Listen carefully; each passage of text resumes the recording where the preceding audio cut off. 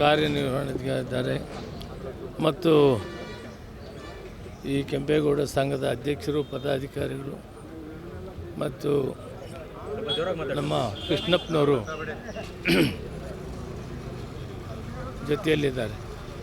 516ನೇ ಈ ಒಂದು ಕೆಂಪೇಗೌಡರ ಜಯಂತಿಯನ್ನು ಕರ್ನಾಟಕ ಸರ್ಕಾರ, ಮಾನ್ಯ ಮುಖ್ಯಮಂತ್ರಿಗಳು, ಉಪಮುಖ್ಯಮಂತ್ರಿಗಳು ಬಹಳ ಅದ್ಭುತವಾಗಿ ವಿಜೃಂಭಣೆಯಿಂದ ಇವತ್ತು ನಾವು ಏರ್ಪಾಟ್ ಮಾಡಿದ್ದೀವಿ. ಫಸ್ಟ್ ಇಲ್ಲಿಂದ ಜ್ಯೋತಿ ನಾವು ಕಾರ್ಯಕ್ರಮಕ್ಕೆ ಮುಟ್ಟಿದ ಮೇಲೆ ಕಾರ್ಯಕ್ರಮ ಶುರುವಾಗ್ತದೆ. ಕೆಂಪೇಗೌಡ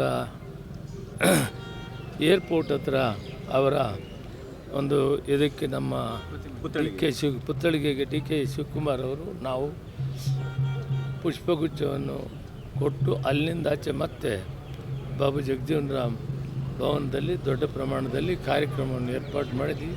ಅಲ್ಲಿ ಮುಖ್ಯಮಂತ್ರಿಗಳು, ಉಪಮುಖ್ಯಮಂತ್ರಿಗಳು, ಎಲ್ಲ ಸಚಿವರು ನಾವೆಲ್ಲ ಸೇರಿ ಈ ಕಾರ್ಯಕ್ರಮನ ವಿಜೃಂಭಣೆಯಿಂದ ಮಾಡ್ತೀವಿ. ಅವರ ಇತಿಹಾಸ ಚರಿತ್ರೆಯನ್ನು ಇಡೀ ಕರ್ನಾಟಕ ರಾಜ್ಯಕ್ಕೆ, ದೇಶಕ್ಕೆ ತಿಳಿಸುವಂಥದ್ದು ಮಾಡಬೇಕಾಗಿತ್ತು. ಇವತ್ತು ಕಟ್ಟಿರುವ ಬೆಂಗಳೂರು ನಗರ ವಿಶ್ವವಿಖ್ಯಾತಿಯಾದಂಥ ಸಿಲಿಕಾನ್ ಸಿಟಿ ಆಗಿದೆ. ಅವರು ಯಾವ ಕಾಲದಲ್ಲಿ ಅದಕ್ಕೆ ಅಸ್ತಿವಾರ ಹಾಕಿದರು, ಶಿಲಾನ್ಯಾಸ ಮಾಡಿದರು, ಜಗತ್ತಿನ ಅತಿ ಶ್ರೇಷ್ಠವಾದ ಒಂದು ನಗರಗಳಲ್ಲಿ ಒಂದಾಗಿ ಇವತ್ತು ಪ್ರತಿಬಿಂಬಿಸ್ತಾ ಇದೆ.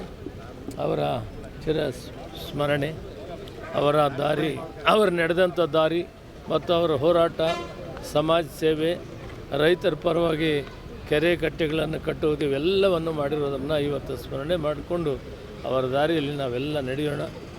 ಅವರ ಒಂದು ಚಿಂತನೆ ಏನಿತ್ತು, ದೂರದೃಷ್ಟಿ, ಆ ಮಾರ್ಗದಲ್ಲಿ ನಾವೆಲ್ಲ ನಡೆಯೋಣ ಅನ್ನೋದು ಗುರುತುಗಾಗಿ ಇವತ್ತು ರಾಜ್ಯದಲ್ಲಿ 516ನೇ ಒಂದು ಜಯಂತಿ ಕಾರ್ಯಕ್ರಮವನ್ನು ಏರ್ಪಾಡು ಮಾಡಿದ್ದೀವಿ.